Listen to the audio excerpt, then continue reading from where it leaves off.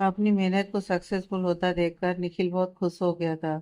और इन सब के चलते वो घर के लिए काफी लेट हो चुका था।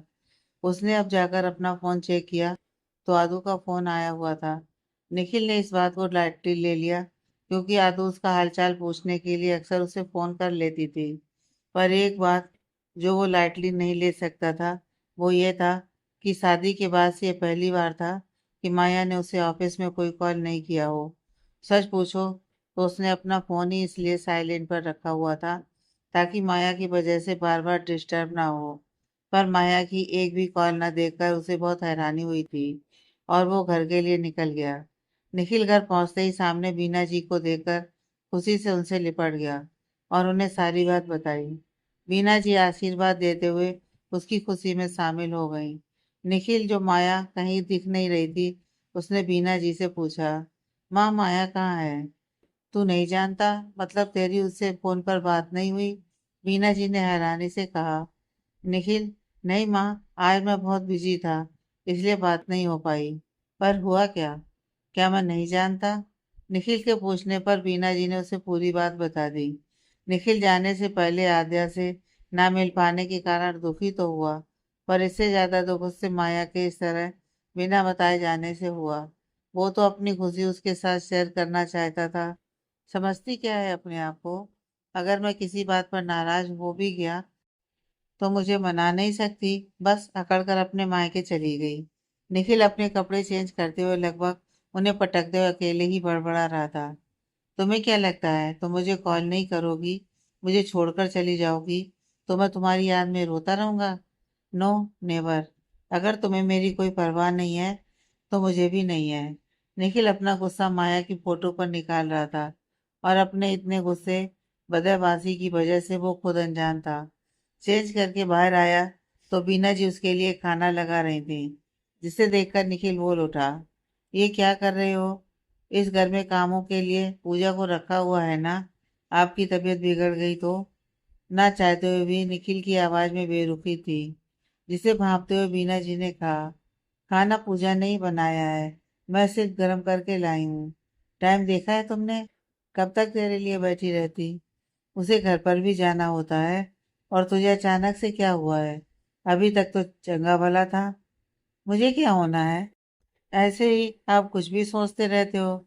निखिल ने कहा तो बीना जी ने उसके कान पकड़ लिए और कहा, शक्ल देखिए अपनी, मुंह पे 12 बजे हुए हैं। इतना ही अपनी बीवी को मिस कर रहा है तो जाकर वापस ले आ। मैं क्यों मिस करने लगा उसे? अच्छी बात है, उसके जाने से थोड़े दिन तो मैं शांति से रहूंगा। निखिल की बातों से बीना जी को समझ आ गया कि दोनों का झगड़ा हुआ है, पर उन्होंने अनजान बनते हुए इस बात को यहीं खत्म कर दिया, क्योंकि उनका मानना था कि पति पत्नी के झगड़े अगर आपस में ही सुलझ जाएं तो ही बेहतर है। आद्या अब तक बहुत खुश और एक्साइटेड दिख रही थी, पर एयरपोर्ट के अंदर जाते ही उसकी सारी खुशी कहीं गायब सी हो गई। मुझे नहीं जाना, अचानक से आद्या ने कहा तो आर्यन को अपने सारे सपने बिखरते हुए से महसूस हुए। उसने आद्या का हाथ थामते हुए बेचैनी से पूछा, अचानक से तुम्हें क्या हो गया? अभी तक तो तुम इस ट्रिप के लिए बहुत एक्साइटेड थी। वो एक्चुअली मैं पहले कभी फ्लाइट में नहीं गई, मुझे बहुत घबराहट सी हो रही है और डर भी लग रहा है। आद्या ने मासूमियत से कहा तो आर्यन अपनी हंसी रोक नहीं पाया, जिससे आद्या उसे नाराजगी से घूरने लगी। अरे हद करती हो यार, मैं तो अचानक टेंशन में आ गया और तुम? इसके बाद आर्यन अपनी बात को बीच में छोड़ते हुए फिर से हंसने लगा। इतने में फ्लाइट की लास्ट अनाउंसमेंट हुई तो आर्यन आद्या का हाथ पकड़ते हुए उसे अंदर की तरफ ले गया। आर्यन, मुझे सच में बहुत डर लग रहा है। आद्या के चेहरे पर डर साफ झलक रहा था। मैं हूं ना तुम्हारे साथ? आर्यन ने उसके करीब आकर उसकी आंखों में देखते हुए गहरी आवाज में कहा तो आर्या के पास कुछ कहने के लिए बचा ही नहीं। वो चुपचाप आर्यन की बगल में बैठ गई और आर्यन ने उसका हाथ मजबूती से थाम लिया। फ्लाइट जब उड़ान भरने लगी तो घबराहट और डर एक बार फिर आद्या पर हावी हो गया और उसने अचानक से आर्यन के इर्द गिर्द अपनी बाहें लपेटे हुए उसके सीने में अपने सिर को छिपा लिया। आद्या के ऐसा करने पर आर्यन का दिल धड़क सा उठा। उसने प्यार से आद्या को अपनी बाहों में भर लिया। ये प्यार भरा एहसास सबसे अलग था। आज से पहले कभी उसने ऐसा महसूस नहीं किया था। पहली बार दिल एक अलग ही लय में धड़क रहा था। आद्या की खुशबू उसकी सांसों में घुल रही थी। आर्यन इस पल के हर लम्हे को जी रहा था। थोड़ी देर बाद जब आद्या को कुछ नॉर्मल लगा तो उसने महसूस किया कि वो किस तरह आर्यन से चिपकी हुई है। उसने हल्का सा चेहरा ऊपर उठाते हुए आर्यन की तरफ देखा तो वो प्यार से उसे ही निहारे जा रहा था, जिसे देखकर उसकी पलकें शर्म से झुक गईं और गाल लाल हो गए। उसकी हालत देखकर आर्यन के होंठों पर मुस्कुराहट आ गई। वो जल्दी से आर्यन से अलग होने लगी तो उसका ईयरिंग आर्यन के कपड़ों में उलझ गया। वो तो आर्यन की करीबी से पहले ही बेहाल हो रही थी, अब ऊपर से ईयरिंग के अटक जाने पर वो पजल सी हो गई थी और ईयरिंग को निकाल ही नहीं पा रही थी। मैं करता हूँ। आद्या को इतना कंफ्यूज देखकर आर्यन ने उसका हाथ पकड़कर रोकते हुए कहा। अगले ही पल उसका ईयरिंग आर्यन के कपड़ों से आजाद था। आद्या जल्दी से अपनी जगह पर सीधी होकर बैठ गई और अपनी बेतासा बड़ी धड़कनों को काबू में करने लगी। ठीक हो? आर्यन ने सवाल किया तो आद्या ने हाँ में सिर हिला दिया। तो आर्यन बोल उठा, मैंने तो कहा ही था कि मेरे होते हुए कुछ नहीं होगा। उसकी बात पर आद्या का दिल बोल उठा, तुम्हारे होने से कुछ नहीं, बहुत कुछ हो रहा है इस दिल में। पर उसके लब खामोशी से मुस्कुरा उठे। कुछ पलों बाद आद्या बिल्कुल नॉर्मल हो चुकी थी। दोनों एक दूसरे से बातें करते हुए, खाते पीते हुए इस सफर को एंजॉय करने लगे। सफर अपने अंतिम पड़ाव पर था कि अचानक आर्यन ने आद्या का हाथ पकड़े हुए सीरियस होते हुए कहा, आद्या, मुझे तुम्हें कुछ बताना है, जो मैं कब से तुम्हें बताना चाहता था। आद्या की नजरें एकदम से आर्यन पर जा टिकी। वो उसके बात कहने का इंतजार करने लगी, जिसे देखकर आर्यन ने कहा, आद्या, मैं किसी और लड़की से बहुत प्यार करता हूँ। सबसे ज्यादा मैं उसी से प्यार करता हूँ। इस दुनिया में मेरे लिए वो सबसे खास है। वो हमेशा मेरे दिल में सबसे पहले है और हमेशा रहेगी। आर्यन ने बहुत सीरियस होते हुए अपनी गहरी आवाज में कहा। उसकी बात सुनकर आद्या ने जो हाथ उसे थामा हुआ था झट से छुड़वा लिया और आंखें आंसुओं से भर गईं। जानना नहीं चाहोगी कौन है वो? आर्यन ने संजीदगी से पूछा। मुझे और कुछ नहीं जानना। यह कहते हुए उसकी आंखों से आंसुओं का सैलाब अपनी सारी हदें तोड़ते हुए उमड़ पड़ा। पर मैं फिर भी बताना चाहूंगा। वो लड़की है माया। माया मेरी बहन। आद्या, प्लीज प्लीज रोना बंद करो। आर्यन उसे रोता देखकर एक ही सांस में बोल गया तो आद्या का रोना और बढ़ गया। सभी उसकी तरफ देखने लगे। आद्या, लिसन, आई एम सॉरी। वो फ्लाइट लैंड कर रही थी। तुम्हें डर ना लगे बस इसलिए तुम्हें बातों में उलझा रहा था और तुम तो ऐसे रोने लग गई। आर्यन ने उसे कंधे से पकड़कर प्यार से समझाते हुए कहा, मुझे कुछ नहीं सुनना। आद्या ने अपने कंधों से उसके हाथों को छिटकते हुए कहा। आद्या तेज कदमों से बाहर की तरफ चल दी तो आर्यन भी बेबस होकर उसके पीछे पीछे चल दिया। वो लंदन पहुंच चुके थे। रात में यह शहर सफेद चांदनी से नहाया हुआ लग रहा था। मौसम और नजारा जहाँ इतना हसीन था, वहीं आर्यन की आद्या उससे अभी रूठी हुई थी। आद्या, आई एम रियली सॉरी। तुम तो कहती थी कि तुम ऐसे ही नाराज नहीं होती। आर्यन ने उसे मनाते हुए कहा। हाँ, मैंने कहा था कि मैं बेवजह किसी से नाराज नहीं होती। ऐसे मजाक कोई करता है? आद्या ने गुस्से में कहा। ठीक है, आगे से कभी ऐसा नहीं होगा। अब मान जाओ यार। यहाँ आते ही झगड़ा शुरू कर देंगे तो झगड़ते ही रह जाएंगे। आर्यन ने उसे एक साइड से हक करते हुए फिर से प्यार से मनाने की कोशिश की। ठीक है, तुम इतना कहते हो तो मान जाती हूँ। आद्या ने एहसान जताते हुए कहा तो आर्यन ने गहरी सांस लेते हुए मुस्कुरा दिया। निखिल बिस्तर पर लेटा करवटें बदल रहा था, पर नींद उसकी आंखों से कोसों दूर थी। न जाने कितनी बार वो अपने फोन को चेक कर चुका था। जब रहा नहीं गया तो उसने माया को फोन करने के लिए एक बार फिर से मोबाइल उठा लिया।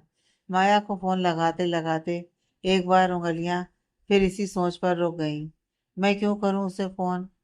क्या मुझे उससे नाराज होने का, गुस्सा करने का कोई हक नहीं है? अगर तुम रह लोगी तो मैं भी रह लूंगा। यह सोचते हुए उसने मोबाइल को बिस्तर पर फेंक दिया और तकियों को अपनी बाहों में भरते हुए सोने की कोशिश करने लगा।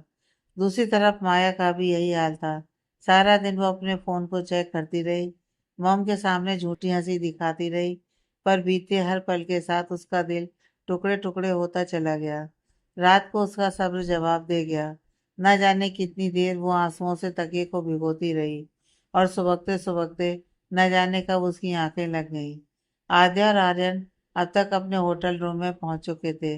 डिनर तो उन्होंने फ्लाइट में ही कर लिया था। बस अब फ्रेश होकर रेस्ट करना चाहते थे। आर्यन पहले बाथरूम की तरफ बढ़ गया और आद्या भी अपने सूटकेस से कपड़े निकालने लगी। पर जैसे ही उसने सूटकेस खोला, उसकी आंखें हैरानी से बड़ी हो गईं। उसके सारे कपड़ों को वेस्टर्न कपड़ों में कन्वर्ट कर दिया गया था। Skirt, capri, top, shorts, one piece, वह सारी ऐसी वेस्टर्न ड्रेसेस थीं। और उन सब के बीच एक नोट था जिसमें लिखा था, तीरथ पर नहीं, अपने पति के साथ लंदन जा रही हो। आगे दो बड़ी बड़ी स्माइली बनी हुई थी। यह सब देखकर आद्या का सिर चकराने लगा और उसने बेबसी से कहा, माँ, यह आपने क्या कर दिया? आद्या को शुरू से ही वेस्टर्न कपड़ों से ज्यादा इंडियन कपड़े ही पसंद थे और इस तरह के वेस्टर्न कपड़े तो उसने कभी नहीं पहने थे। आर्यन को बाथरूम से निकलता देख उसने जल्दी से सूटकेस बंद कर दिया। जाओ फ्रेश हो जाओ। आर्यन ने आद्या को ऐसे एक तरफ खड़ा देखकर कहा। नहीं, अब मेरा मन नहीं है, मैं इन्हीं कपड़ों में सही हूँ। आद्या ने कहा तो आर्यन बोल उठा, अभी तो तुम्हें फ्रेश होने के लिए बड़ी जल्दी थी, अब अचानक क्या हुआ? आद्या, बस मेरा मन बदल गया। ये कहते हुए वो वहां से हटते हुए बिस्तर की तरफ आने लगी तो चर्र की आवाज से उसके कदम रुक गए। पीछे लगे एंटीक शोपीस की तारों में अटक कर उसका शर्ट पीछे से फट चुका था। इस बात पर आर्यन की हंसी छूट गई और वो बोला, अब तो चेंज कर लो। आर्यन की इस हंसी पर आद्या ने उसे जलती निगाहों से देखा तो आर्यन अपनी हंसी को दबाते हुए सोचने लगा, इसे क्या हुआ? इंडिया में स्वीट सी, इनोसेंट सी आद्या लंदन में पहुंचते ही लड़ाकू विमान कैसे बन गई? आद्या ने एक नाइट सूट उठाया और बाथरूम की तरफ बढ़ गई। सभी कपड़ों में यह उसे कुछ बेटर लगी, पर इसमें भी वो कंफर्ट फील नहीं कर रही थी। एक कैपरी के साथ स्टेप्स वाला छोटा सा टॉप पहने वो आईने के सामने खड़ी सोच रही थी। घर से दूर पहली बार आर्यन के साथ यहाँ होटल रूम में अगर ऐसी ड्रेसेस पहनकर उसके सामने जाएगी तो वो उसके बारे में क्या सोचेगा? यही सोच सोचकर उसकी बाहर आने की हिम्मत नहीं हो रही थी। आद्या, व्हाट हैपेंड? इतना टाइम क्यों लग रहा है? अंदर ही सो गई हो क्या? आद्या को गए काफी देर हो गई तो आर्यन ने फिक्रमंद होते हुए पूछा। बस आ रही हूँ, आद्या ने अंदर से आवाज दी। अब इससे ज्यादा देर इतनी ठंड में उसको रुका भी नहीं जा रहा था। उसने अपने मन को समझाते हुए उसने दरवाजा खोल दिया। क्या यार, कितना वक्त लगाती हो तुम? ये कहते हुए आर्यन ने आद्या की तरफ नजरें उठाकर देखा। सामने का नजारा देखकर आगे के लफ्ज उसके मुंह में ही रह गए और वो हैरानी से आद्या को ऊपर से नीचे तक देखते हुए सोचने लगा, कुछ तो हुआ है इसे, इतना बदलाव। आर्यन की नजरों की तपिश से वो पजल हो गई और अगले ही पल एक झटके से बिस्तर पर आकर लेटते हुए ब्लैंकेट ओढ़कर बोली, मुझे बहुत तेज नींद आ रही है, गुड नाइट। आद्या के इस बिहेवियर से आर्यन ने अपना सिर पकड़ लिया। कुछ लम्हों बाद वो भी उस ब्लैंकेट में छिपते हुए नींद के आगोश में चला गया। निखिल सारी रात बेचैन रहा। इसी बेचैनी के चलते देर रात उसकी आंख लगी, जिसकी वजह से वो सुबह देर तक सोता रहा। ज्यों ही उसकी आंख खुली, उसकी नज़र सामने घड़ी पर पड़ी तो वो एकदम से उठ खड़ा हुआ। ओह नो, आज मैं ऑफिस के लिए बिल्कुल लेट नहीं हो सकता। यह सोचते हुए उसने जल्दी से कबर्ड में से कपड़े निकालकर बाथरूम की राह पकड़ी। लेकिन जाने से पहले वो अपना मोबाइल चेक करना नहीं भूला। पर फिर से निराशा मिलने पर उसने बेजारी से अपना फोन वापस बेड पर पटक दिया। चंद मिनटों में वो तैयार होते हुए ऑफिस के लिए कमरे से निकलने लगा तो उसे आवाज सुनाई दी, जा रहे हो मुझसे मिले बिना? मेरा दिन कैसे गुजरेगा? माया मुस्कुराते उससे कह रही थी। निखिल के चेहरे पर मुस्कुराहट आ गई, पर जैसे ही वो माया की तरफ बढ़ा तो उसे एहसास हुआ कि यह महज उसकी कल्पना है। माया की कमी वो शिद्दत से महसूस कर रहा था। वो उसके प्यार का आदी हो चुका था। मन एक बार फिर उदासी से भर गया और वो बिना नाश्ता किए ही ऑफिस के लिए निकल गया। ऑफिस पहुंचने के कुछ देर बाद ही उसके बॉस ने इसी प्रोजेक्ट के सिलसिले में मीटिंग अटेंड करने के लिए पूना भेज दिया। निखिल सारा दिन बिजी रहा, इतना कि उसे कुछ खाने की फुर्सत नहीं मिली। पहले मुंबई से पूना, फिर मीटिंग, उसके बाद फिर पूना से मुंबई। इन सब के चलते रात हो गई। देर रात वो घर पहुंचा। इतनी उलझनों के बावजूद माया का ख्याल उसके जहन में कितनी बार दस्तक दे गया। माया ने आज भी कल की तरह अपने अर्जुन के कॉल मैसेज का बेताबी से इंतजार किया, पर जब ऐसा कुछ नहीं हुआ तो वो टूट सी गई। तुम्हें मेरी कोई जरूरत नहीं है ना अर्जुन? ये कहते हुए उसने फोन को पर्स पर पटक दिया और फोन चकनाचूर हो गया। सुबह से कुछ न खाए होने के बावजूद भी कुछ भी खाने का निखिल का मन नहीं हुआ। एक बार फिर उसकी तस्वीर को हाथ में लेते हुए बोल उठा, क्या से क्या बना दिया तुमने मुझे। इन 2 दिनों में मुझे ये अच्छी तरह से एहसास हो गया कि तुम मेरे लिए क्या हो। जो हरकतें मुझे इरिटेट करती थी, आज उन्हीं के लिए तरस गया यार। आखिर तुम्हारा माया जाल काम कर ही गया।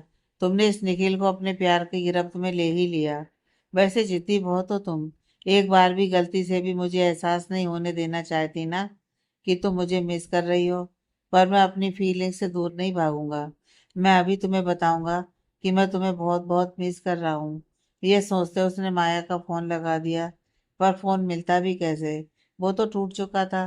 फोन न मिल पाने पर निखिल की खुशी झाग की तरह बुझ गई और वो गुस्से से बोला, दिखा लो एटीट्यूड, सुबह होने दो, देखना तुम्हें उठा कर ले आऊंगा। लेकिन उसके गुस्से में भी उसका प्यार साफ साफ झलक रहा था। निखिल लेटे लेटे अपने और माया के रिश्ते के बारे में सोच रहा था।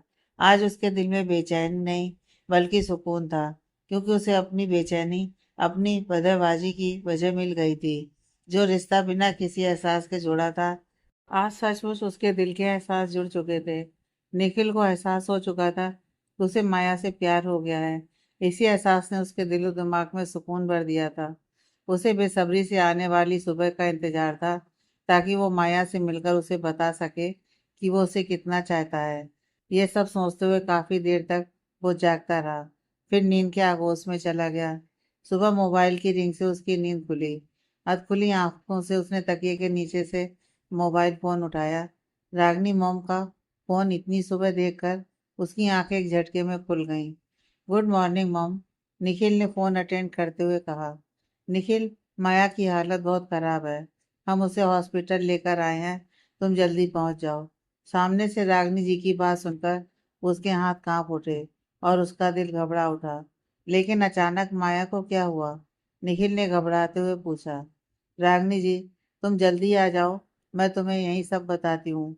मेरा मन बहुत घबरा रहा है। आर्यन भी यहाँ नहीं है। मॉम, मैं बस 5 मिनट में पहुंच रहा हूँ, निखिल ने कहा और फोन काट दिया। और अगले कुछ मिनट बाद वो हॉस्पिटल में मौजूद था। बीना जी को फिलहाल उसे कुछ भी बताना ठीक नहीं लगा। डॉक्टर वर्मा माया का ट्रीटमेंट कर रहे थे, इसलिए माया से मिलना भी पॉसिबल नहीं था। मॉम, ये सब हुआ कैसे? निखिल ने रागनी जी से फिर से अपना सवाल दोहराया। सुबह मेरी आंख खुली, मैंने माया का दरवाजा खुला देखा। क्योंकि माया इतनी जल्दी उठती नहीं, इसलिए मन नहीं माना और मैं उसके कमरे में चली गई। वो अपने कमरे में मौजूद नहीं थी। उसके बाद सारा घर छान लिया, पर माया कहीं नहीं मिली। आखिर माया टेरेस पर बेहोश मिली। रात से सुबह तक तेज बारिश भी हो रही थी। मुझे नहीं पता था कि वो कब टेरेस पहुंची और बेहोश कैसे हो गई। रागनी जी ने आंसू बहाते हुए बताया। उनकी बात सुनकर निखिल परेशान हो उठा। उसे माया की टेंशन होने लगी। निखिल का मन माया की सलामती की दुआ कर रहा था। उसने कल रात अपने और माया को लेकर क्या क्या सपने संजोए थे, पर अब माया की इस हालत पर उसका दिल दुख रहा था। क्या चल रहा था माया के दिमाग में? क्यों माया ने ऐसा कदम उठाया? निखिल को यह सवाल परेशान किए जा रहा था।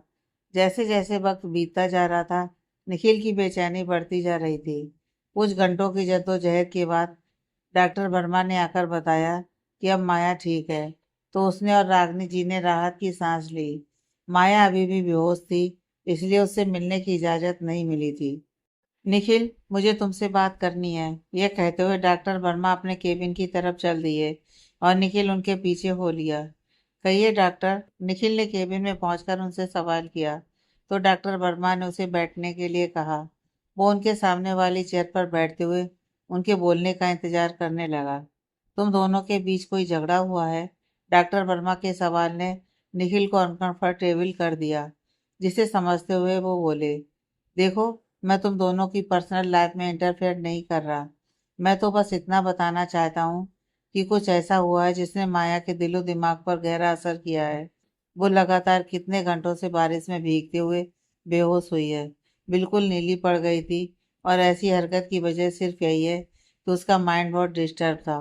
और मैं ये अच्छी तरह से जानता हूँ कि उसे अगर कोई बात सबसे ज़्यादा इफ़ेक्ट करती है तो वो है अर्जुन, यानी तुम्हारी बात। बस इसलिए पूछ रहा था। उनकी बातें सुनकर निखिल को समझ आ गया कि उसने गुस्से में माया से जो बात कही वो उसने दिल से लगा ली। इसलिए उसने 2 दिन तक मुझे कोई कॉल कोई मैसेज नहीं किया। निखिल को यूं सोचते देख डॉक्टर वर्मा ने उसके कंधे पर हाथ रखते हुए कहा, देखो मैं तुम पर कोई इल्जाम नहीं लगा रहा। मैं तो बस इतना समझना चाह रहा हूँ कि तुम माया की पूरी दुनिया हो। तुम्हारी छोटी सी बात भी इसके दिल पर गहरा असर करेगी। अगर उसकी कोई भी बात तुम्हें गलत लगती है तो उसे प्यार से समझाने की कोशिश करो। This is a request Nikhil. वो लड़की बहुत पेनफुल सिचुएशन से गुजरी है। तुम्हारा प्यार, सिर्फ तुम्हारा प्यार ही उसे नॉर्मल कर सकता है। आई होप तुम मेरी बात को समझोगे। जी डॉक्टर, मैं समझ रहा हूँ। मैं आपकी बातों को ध्यान में रखूंगा, निखिल ने कहते हुए डॉक्टर वर्मा से इजाजत लेते हुए बाहर आ गया। और माया के रूम के बाहर खड़ा होकर माया को देखते हुए अपने कहे लफ्जों के बारे में फिर से सोचने लगा। तो उसे एहसास हुआ कि उसने गुस्से में माया से क्या क्या कह दिया था। वो तो बस उस पर हमेशा अपना बेहद प्यार लुटाती आई थी। उसकी कई बातों ने उसका क्या हाल कर दिया। उसकी और उसकी कई बातों की माया की जिंदगी में क्या अहमियत थी, यह वो अच्छी तरह से समझ चुका था। वो बस अपनी माया को कसकर गले लगाना चाहता था और बताना चाहता था कि वो कितनी खास बन गई है उसके लिए। आद्या की जब सुबह आंख खुली तो उसने देखा कि रात को जिस आर्यन से शर्म के मारे वो छिप रही थी, उसी के सीने पर हाथ रखकर इत्मीनान से सो रही थी। वो जल्दी से हड़बड़ाहट में उठने लगी तो उसके बाल आर्यन की बाजू के नीचे दब जाने की वजह से वो उठ ही नहीं पाई। आर्यन गहरी नींद में था, इसलिए वो आहिस्ता से बिना उसे डिस्टर्ब किए अपने बाल उसकी गिरफ्त से छुड़वा लेना चाहती थी। अपने बालों को छुड़वाने की कोशिश में वो आर्यन पर कब झुक गई उसे एहसास नहीं हुआ। इसी हलचल के चलते आर्यन की आंख खुल गई और उसने आद्या को अपने इतने करीब पाया तो पहले तो अपनी आंखों पर यकीन नहीं कर पाया। उसे लगा वो कोई सपना देख रहा है। जब यकीन हुआ तो उसके प्यारे से चेहरे को निहारता ही रह गया। सादगी में भी वो बहुत खूबसूरत और प्यारी दिख रही थी। उसके चेहरे पर आ रही जुल्फें उसके हसीन चेहरे के दीदार में खलल डाल रही थी। आर्यन ने बेखुदी के आलम में अपने हाथ से उसके चेहरे पर आई जुल्फों को कान के पीछे कर दिया। आद्या उसकी छुअन से एकदम सिर उठी। वो मैं मेरे बाल अटकते हुए बोलते हुए उसने एक झटके से अपने बालों को आजाद करते हुए सीधे बैठ गई। एक बार फिर धड़कनें तेज हो गईं और मन खुद को ही डपटने लगा। कोई काम ध्यान से नहीं कर सकती तू। पता नहीं इसका क्या मतलब समझ रहा होगा आर्यन। गुड मॉर्निंग, आर्यन ने उसके उलझन भरे चेहरे को देखते हुए कहा। गुड मॉर्निंग, आद्या ने झुकी नजरों से जवाब दिया। अभी भी चेहरा हया से तप रहा था। तुम भूल रही हो, तुमने दोस्त कहा है मुझे, और दोस्तों से कुछ छिपाते नहीं। इतनी कंफ्यूज क्यों हो, आर्यन ने गहरी आवाज में कहा तो आद्या जल्दी से बात बदलते हुए बोली। सारी कंफ्यूजन इन कपड़ों की वजह से है। मैं कोशिश कर रही हूँ पर फिर भी कंफर्टेबल नहीं हो पा रही हूँ। माँ ने ना जाने कब मेरे सूटकेस में ये सब ऐसे वैसे कपड़े रखवा दिए। आद्या मासूमियत से ऐसे कहे जा रही थी जैसे कोई भारी मुसीबत में फंस गई हो। कोई और वक्त होता तो रागनी जी के जिक्र पर आर्यन का मूड बिगड़ जाता, पर इस वक्त वो आद्या की बातों में ऐसा खोया था कि उसके चेहरे पर प्यारी सी स्माइल थी। उसी वक्त दरवाजे पर किसी ने नॉक किया तो आर्यन दरवाजा खोलने चला गया। कुछ ही पलों में दरवाजा बंद करके आद्या के पास वापस आया तो हाथ में कुछ सॉपर्स पकड़े हुए था, जिसे उसने आद्या की तरफ बढ़ाते हुए कहा, दिस इज फॉर यू। मेरे लिए? आद्या ने एक्साइटमेंट से वो सॉपर्स पकड़ लिए और उनमें जल्दी से झांक कर देखा। उसमें इंडियन ड्रेसेस देखकर खुशी से चहक उठी और एक्साइटेड होते हुए आर्यन के गले लगते हुए बोली, thank you so much. Aryan के हाथ भी उसकी कमर पर कस गए और वो इस प्यारे से पल का एहसास दिल से महसूस करने लगा। तुम्हें मेरी परेशानी कैसे पता चली? आद्या ने उससे अलग होते हुए खुशी से पूछा। वो दोस्ती क्या जो अपनी दोस्त की परेशानी ना समझ सके? आर्यन ने मुस्कुराते हुए कहा। तो आद्या का मन उसकी बात पर खुशी से भर गया। अच्छा, अब जल्दी से रेडी हो जाओ, नाश्ते के बाद मुझे अपने काम के लिए निकलना होगा। आर्यन ने कहा तो आद्या ने मुस्कुराते हुए कहा, ओके। आद्या उसमें से एक ड्रेस सेलेक्ट करते हुए खुशी से बाथरूम की तरफ बढ़ गई। आर्यन ने सोचा नहीं था कि इतनी छोटी सी चीज उसे इतनी खुशी दे सकती है। वाकई सबसे अलग हो तुम, ये मन ही मन कहते हुए आर्यन मुस्कुरा दिया। आद्या बाथरूम से निकलकर अपने गीले बालों को तौलिए से पोंछने लगी। आर्यन की नजरें एक बार फिर उसके उजले दमकते चेहरे पर टिक गईं। कैसी लग रही हूँ? आद्या ने आर्यन को अपनी तरफ देखते हुए देख कहा। परफेक्ट, आर्यन ने कहते हुए साथ में हाथ से इशारा किया तो आद्या खिलखिला उठी।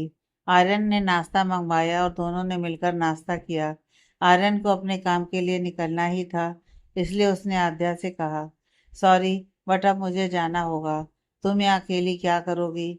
मैं ऐसा करता हूँ कि एक टूरिस्ट गाइड हायर कर देता हूँ। जब तक मैं अपनी सूट में रहूँगा तब तक तुम थोड़ा घूमकर एंजॉय कर लेना। ओके। नहीं, मैं तुम्हारे बिना कहीं घूमने नहीं जाऊंगी। जब तुम लौटोगे तो एक साथ चलेंगे, आद्या ने प्यार से कहा। तो फिर मैं चलूं? आर्यन का मन तो नहीं हो रहा था आद्या को यूं परदेश में अकेले छोड़कर जाने का, पर फिर भी जाना ही था। आद्या ने मुस्कुराते हुए सहमति दे दी। आर्यन वहां से निकलने लगा, पर फिर अपने कदम रोकते हुए पलटकर बोला, आद्या कोई भी प्रॉब्लम हो, कुछ भी परेशानी हो, मुझे तुरंत कॉल कर देना। ओके, आद्या ने फिर से मुस्कुराते हुए कहा। सुनो, अपना ध्यान रखना। आर्यन जाने से पहले फिर से आद्या को देखते हुए कहने लगा। आद्या आर्यन की उलझन समझ चुकी थी, इसलिए वो गहरी सांस लेते हुए उसके सामने आते हुए बोली, आर्यन मैं छोटी बच्ची नहीं हूँ। Please don't worry about me. मैं अपना ध्यान रख लूंगी, तुम बेफिक्र होकर जाओ और जल्दी से अपना काम निपटा कर आओ। बिलीव मी, मुझे अकेले रहने में कोई प्रॉब्लम नहीं है।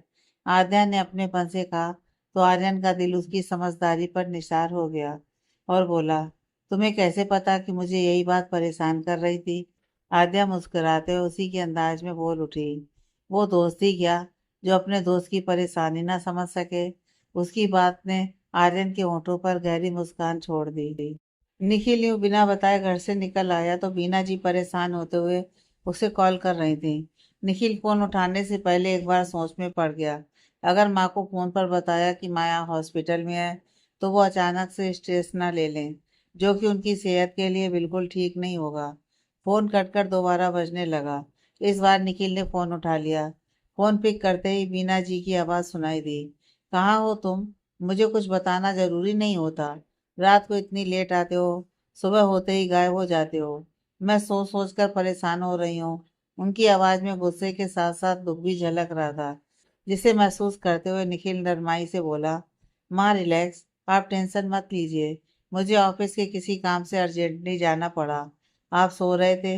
रात को भी आप मेरी वजह से इतनी देर तक जागे हुए थे, इसलिए मैंने डिस्टर्ब नहीं किया। मैं बस अभी आपको कॉल करके बताने वाला था। माँ सॉरी ना प्लीज।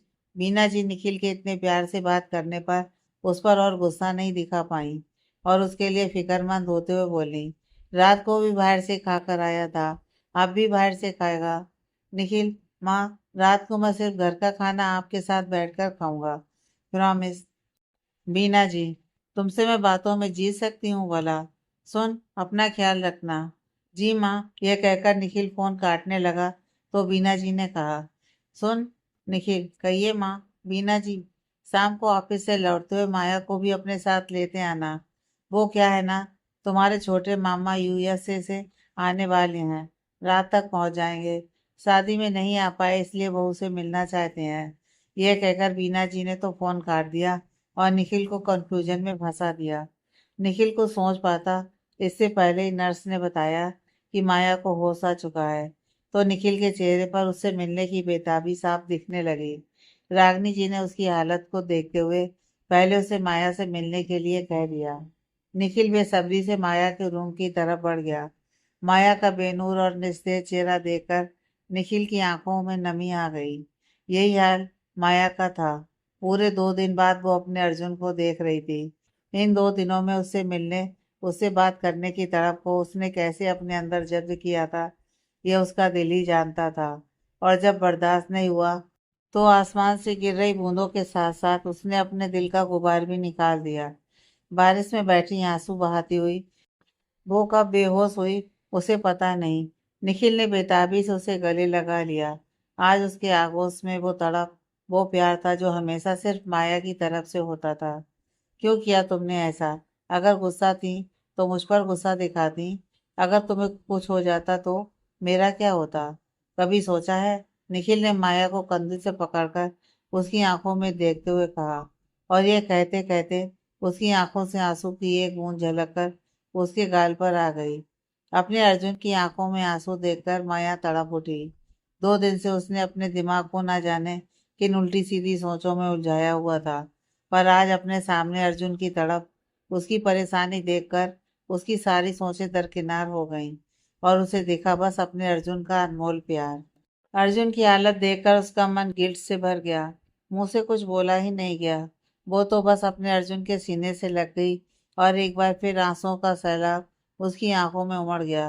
रोते रोते उसकी जुबान से बस यही लफ्ज मुश्किल से निकले, आई मिस यू। निखिल ने उसके आंसू पोंछकर उसका चेहरा अपने हाथों में लेते हुए कहा, I miss you too. I miss you a lot. उसके मुंह से ये लफ्ज सुनते ही माया फिर से उसके गले लग गई।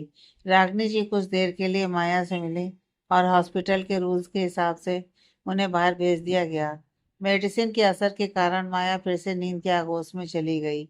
माया को हॉस्पिटल से सख्त नफरत थी, इसलिए उसकी जिद पर डॉक्टर वर्मा ने उसे कई इंस्ट्रक्शन देते हुए घर जाने की इजाज़त दे दी। निखिल ने रागनी जी से माया को अपने साथ घर ले जाने को कहा तो उन्होंने इनकार नहीं किया, क्योंकि इन 2 दिनों में भले ही माया उसके सामने खुद को नॉर्मल दिखाती रही, पर उसकी उदासी रागनी जी से छिपी नहीं थी। उन्हें पता था कि निखिल का साथ ही उसे खुशी दे सकता है और वो जल्दी रिकवर कर पाएगी। डॉक्टर वर्मा से माया के रिलेटेड सारी इंस्ट्रक्शन समझते हुए निखिल रात को माया को लेकर अपने घर आ पहुंचा। इधर सॉरी सॉरी सॉरी, थोड़ा लेट हो गया। आर्यन ने दरवाजा खोलते ही एक कान पकड़ते हुए कहा, तो आद्या ने मुस्कुराते हुए कहा, इट्स ओके। बड़ी डिफरेंस किस्म की वाइफ हो यार। मैंने सोचा तुम मुझ पर गुस्सा करोगी। आर्यन ने उसकी मुस्कुराहट पर हैरान होते हुए कहा, तो तुम चाहते हो कि मैं तुम पर गुस्सा करूं? आद्या ने उसके थोड़े नजदीक आते हुए पूछा। फिलहाल तो नहीं चाहता, क्योंकि इससे हमारे बाहर जाने की प्लानिंग खराब हो सकती है और ऐसा मौका मैं खोना नहीं चाहता। आर्यन ने भी उसी अंदाज में उसके बिल्कुल नजदीक जाकर उसके कान में कहा। तो आद्या का दिल धड़क सा उठा और उसने मुस्कुराते हुए अपनी पलकें झुका ली। आर्यन, अच्छा ये बताओ, ठीक से लंच किया? और इतने घंटे अकेले क्या किया तुमने? और मुझे मिस किया? ना जाने आर्यन का दिल क्या सुनना चाह रहा था। खाना तो मैंने खूब मज़े से खाया और अकेले में मैंने लव स्टोरी पढ़ी, क्योंकि आई लव लव स्टोरीज, और ऐसे में तुम्हें मिस करने का मौका ही नहीं मिला। आद्या ने मुस्कुराते हुए कहा। पर उसका दिल जानता था कि उसने आर्यन को कितना मिस किया था। उसे आद्या से किसी और जवाब का इंतजार था। आर्यन अपनी नादानी पर मुस्कुरा दिया और जल्दी से बात बदलने के लिए बोला, तुम बुक्स के साथ में आई हो? आद्या, तुम्हें किसने कहा कि पढ़ने के लिए बुक्स का होना जरूरी है? आर्यन, फिर? आद्या, आजकल मोबाइल ऐप पर बेहतरीन स्टोरीज मिल जाती हैं। यहाँ अपनी पसंद की बेहतरीन स्टोरीज आसानी से मिल जाती हैं। ओह, अच्छा, तो तुमने कौन सी लव स्टोरी पढ़ी? आर्यन ने उससे पूछा। तो आद्या आंखों में ढेरों जज्बात लिए उसकी तरफ देखते हुए बोली, थोड़ा थोड़ा प्यार हुआ तुमसे। यह स्टोरी का नाम था या उसके दिल के जज्बात? ये तो आद्या का ही दिल जानता था। आद्या का इस तरह कहना आर्यन के दिल में हलचल सी मचा गया। शाम की रंगीनियां चारों तरफ बिखरी हुई थीं। दोनों एक दूसरे का हाथ थामे चल रहे थे। प्यार तो दोनों के दिलों में जगह बना चुका था और उन दोनों की आंखें बयान भी करती थी। बस अब लफ्जों में इजहार करना बाकी था। आर्यन और आद्या इस वक्त लंदन की एक कैसीनो में मौजूद थे। आद्या के लिए सब कुछ बहुत नया था। वो इंडिया से बाहर कभी गई नहीं थी। यहाँ के लोगों की बेबाकी और खुलापन देखकर वो हैरान थी। चलते चलते उससे आर्यन का हाथ छूटा तो अगले ही पल उसने कसकर उसे थाम लिया, जैसे वो उसके बिना इस भीड़ में खो जाएगी। आर्यन को उसकी हरकत बहुत प्यारी लगी। वहाँ पर कई तरह की गेम्स थी। उनमें से एक गेम थी मेड इन हेवन, जिसमें सिर्फ कपल्स हिस्सा ले सकते थे। इसमें म्यूजिकल चेयर गेम के दौरान जीतने वाले कपल को एक नंबर बताना था, और अगर उनका बताया नंबर प्ले मशीन से मैच हो गया तो उनकी जोड़ी मेड इन हेवन यानी स्वर्ग से बनी हुई मानी जाएगी। आद्या इस गेम को बड़े गौर से देख रही थी। देखते देखते अगले ही पल आर्यन से बोली, हम भी ये गेम खेलें? आद्या की बात पर आर्यन हैरान हो गया। उसे उम्मीद नहीं थी कि आद्या ऐसी सिली गेम खेलने को कहेगी। लेकिन आर्यन ने बस इतना ही कहा था कि आद्या बोल उठी, आर्यन प्लीज प्लीज। उसकी आंखों की चमक देखकर आर्यन के ना करने का तो सवाल ही नहीं उठता था। उसके हाँ करने पर आद्या खुशी से खिल उठी। दोनों ने इस गेम में हिस्सा लिया और जीत भी गए। अब नंबर सिलेक्ट करने की बारी आई तो आर्यन ने आद्या को ही नंबर सिलेक्ट करने दिया। नंबर बताने के बाद प्ले मशीन में नंबर शो होने तक आद्या की धड़कनें ऐसे रुकी हुई थी जैसे न जाने किस परीक्षा का रिजल्ट आने वाला हो। जैसे ही मशीन के नंबर और उसका दिया नंबर सेम शो हुआ तो वो खुशी से झूम उठी और एक्साइटमेंट में आर्यन के गले लग गई। और आर्यन के लिए ये बचकानी गेम भी हसीन किस्सा बन गई। आर्यन को ब्रोच और आद्या को क्राउन पहनाकर सम्मानित किया गया। इसके बाद होस्ट ने माइक से घोषणा की, now made in heaven couple will किस। यह सुनते ही आद्या का दिल तो उछलकर बाहर निकलने को तैयार हो गया। सभी हुटिंग करने लगे, कम ऑन किस किस। आर्यन आद्या की तरफ बढ़ा तो आद्या की धड़कनें बेतहाशा बढ़ गईं। आर्यन उसे दोनों कंधों से पकड़कर उसके करीब हुआ तो आद्या के हाथों पैरों में हल्की कंपन होनी शुरू हो गई और उसने अपनी आंखें कसकर बंद कर ली। आर्यन ने आगे बढ़ते हुए उसके माथे पर किस कर दी, जिसका एहसास पाते ही आद्या का दिल मोहब्बत से खिल उठा। आद्या की नज़रों में आर्यन के लिए प्यार के साथ साथ ढेर सारी रिस्पेक्ट उमड़ आई और वो आर्यन के गले लग गई। आर्यन ने भी उसे अपनी बाहों में समेट लिया तो चारों तरफ तालियों की गड़गड़ाहट गूंज उठी। यंगस्टर्स की एक भीड़ को कैसीनो के एक तरफ जाते देखकर आद्या ने आर्यन से सवाल किया, वहाँ क्या है? डिस्को है, आर्यन ने बताया। तो आद्या के चेहरे पर एक अलग सा रंग ही उभरा, जिसे देखते हुए आर्यन ने पूछा, तुम जानना चाहोगी? आर्यन के इस सवाल से आद्या कंफ्यूज हो गई और हिचकिचाते हुए बोली, पहले कभी गई नहीं, पर एक बार देखना चाहती हूँ। तो चलो फिर, कहते हुए आर्यन ने उसकी तरफ अपना हाथ बढ़ा दिया, जिसे आद्या ने मुस्कुराते हुए थाम लिया। डिस्को में लड़के लड़कियां बेबाकी से म्यूजिक की धुन पर एक दूसरे के साथ थिरक रहे थे। वहां मौजूद सभी लड़कियां वेस्टर्न कपड़ों में ही थीं। सिर्फ वही एक इंडियन कपड़ों में वहां मौजूद थी, जिस वजह से आद्या को कई लोगों की हंसी उड़ाती नजरों का सामना करना पड़ा। जिसे देखते उसने आर्यन का हाथ पकड़कर उसे बाहर की तरफ ले जाते हुए कहा, चलो यहाँ से चलते हैं। लेकिन आर्यन ने उसका हाथ पकड़ते हुए उसे रोक लिया और उससे कहा, आद्या, तुम्हें अपनी खुशी के लिए आई हो या लोगों के लिए? आद्या, लोगों की परवाह क्यों कर रही हो? यहाँ लोगों को किसी बात से कोई फर्क नहीं पड़ता। कम, लेट्स एंजॉय। कहते हुए आर्यन उसे लोगों के बीचों बीच ले आया और डांस करना शुरू कर दिया, जिसे देखकर आद्या ने भी धीरे धीरे थिरकना शुरू कर दिया। कुछ देर बाद उसने अपने आसपास देखा तो उसे रियलाइज हुआ कि अब किसी की नजरें उस पर नहीं है। सभी अपने आप में मस्त हैं। इस वक्त आद्या ने अपने मन की हिचकिचाहट को दूर करते हुए नॉर्मली डांस करना शुरू किया और कुछ ही पलों में वो सब कुछ भूलते हुए म्यूजिक की धुन पर बेपरवाह सी झूम रही थी। उसके चेहरे की खुशी आर्यन को एक अलग ही सुकून सा दे गई। थोड़ी देर बाद एक फॉरेन लड़की आर्यन के साथ आकर डांस में शामिल हो गई। वो डांस करते करते आर्यन के कुछ ज्यादा ही करीब आती जा रही थी, जिसे देखकर आद्या के कदम वहीं रुक गए। उसे आर्यन का उस लड़की के इतना करीब होना भाया नहीं, या यूं कहो कि वो जेलस फील करने लगी।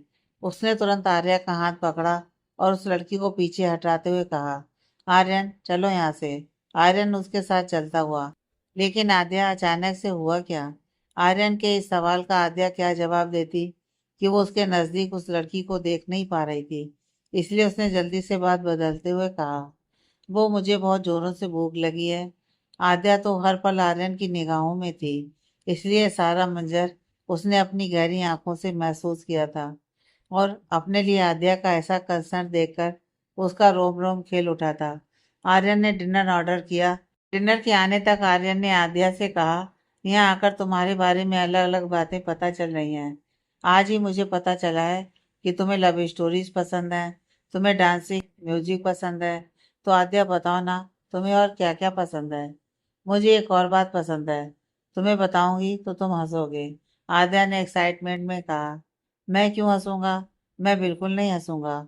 तुम बताओ, आर्यन ने उसे यकीन दिलाते हुए कहा। तो आद्या ने कहा, मैं ना आसमान में परिंदों की तरह उड़ना चाहती हूँ। ये कहते हुए उसकी आंखों में कई रंग भर गए। पर ऐसा हो नहीं सकता। अगले ही पल आद्या रियलिटी में वापिस आ गई और उसकी आंखों के जुगनू कुछ मध्यम से हो गए।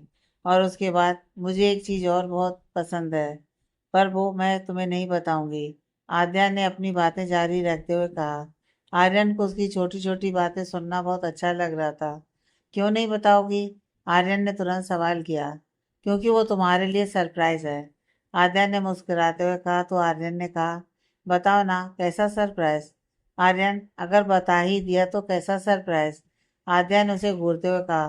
तो आर्यन ने कहा, अच्छा ठीक है, उसे रहने दो। और बताओ, तुम्हें क्या पसंद है?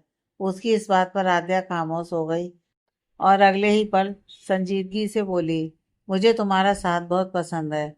ये कहते हुए उसकी आंखें आर्यन के लिए कितने ही हसीन जज्बे लिए हुए थी, जिसे पढ़ते हुए आर्यन खुद को खुशनसीब महसूस कर रहा था।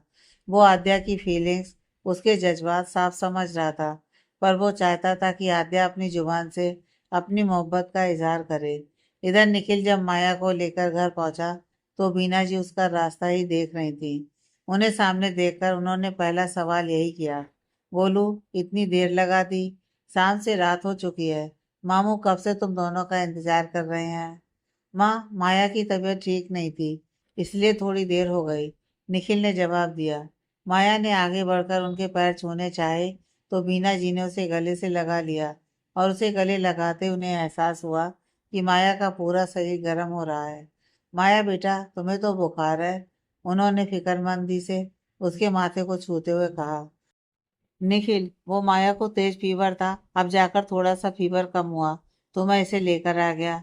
तो तुमने मुझे पहले क्यों नहीं बताया? इस बार फिर से उन्होंने निखिल से सवाल किया।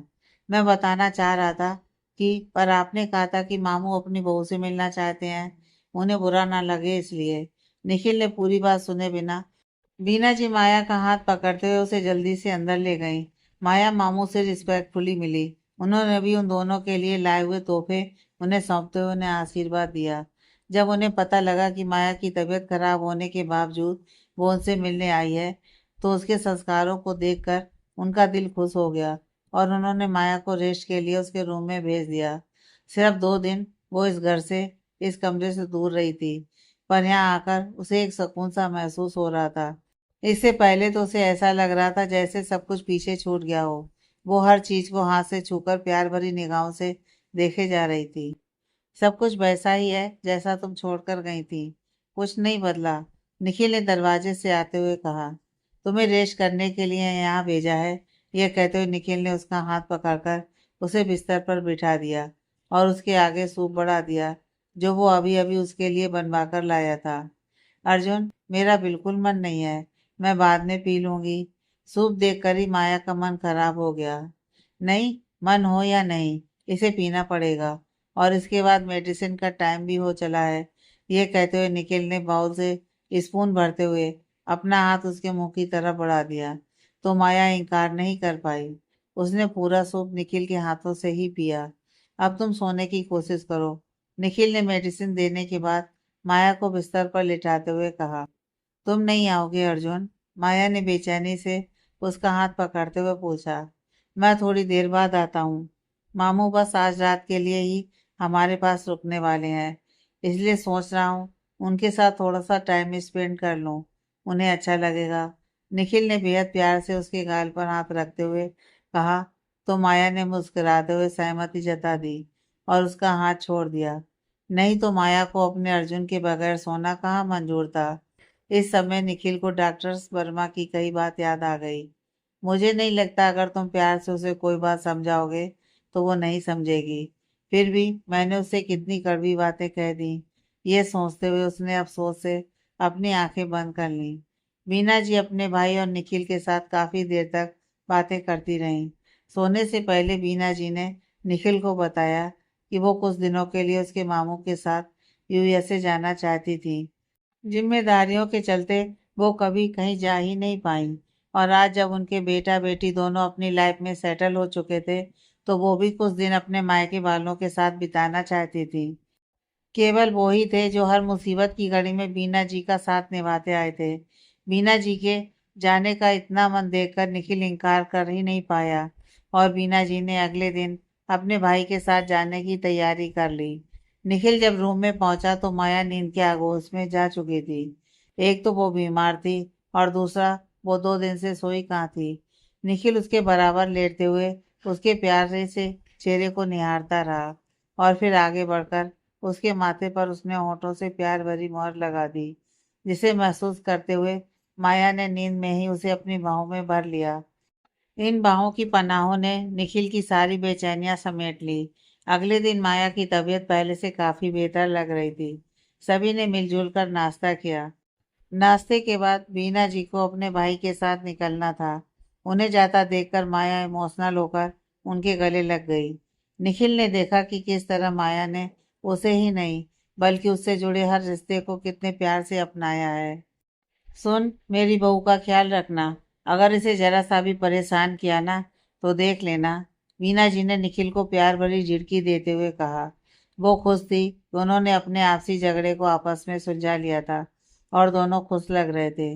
नहीं करूँगा माँ, जरा सा तो अपने बेटे पर भरोसा रखिए, निखिल ने बीना जी के पांव छूते हुए कहा। मैं भी अब इस रिश्ते को प्यार से निभाना चाहता हूँ, निखिल ने माया की तरफ देखते हुए सोचा। अगली शाम आर्यन नादिया की ख्वाहिश पूरी करने के लिए उसे पैराग्लाइडिंग के लिए ले आया, क्योंकि पैराग्लाइडिंग एक ऐसा अनुभव होता है जिसमें इंसान परिंदों की तरह आसमान में उड़ सकता है। और आद्या भी तो ऐसे ही आसमान में उड़ने की ख्वाहिश रखती थी। आद्या ये सब देखकर घबराते हुए बोली, ये सब मुझसे नहीं होगा। मैं तो ऐसे ही कुछ भी बोल देती हूँ। मेरी हर बात को इतना सीरियसली लेने की जरूरत नहीं है। तुमसे होगा, मैं हूं ना तुम्हारे साथ। मैंने तुम्हारी हर बात को ही नहीं, तुम्हें ही सीरियसली ले लिया है, आर्यन ने उसकी आंखों में आंखें डालकर कहा। आद्या, लेकिन आर्यन, मैंने कहा ना, I am always with you. तुम्हें मुझ पर ट्रस्ट है या नहीं? खुद से ज्यादा, आद्या ने पूरे यकीन के साथ आर्यन को देखते हुए कहा। चंद लम्हों के बाद दोनों हवा से बातें कर रहे थे। जब हमारी ख्वाहिशें किसी और की हसरत बन जाएं, तो समझ लो वो इंसान खुद से ज्यादा आपसे मोहब्बत करता है। और इसी बात का एहसास आद्या के दिल को आज अच्छी तरह से हो चुका था। वो उसके साथ आसमान में उड़ रही थी और उसका मन अपने आर्यन के साथ कई सतरंगी सपने संजोने में खो गया। आगे की कहानी नेक्स्ट पार्ट में।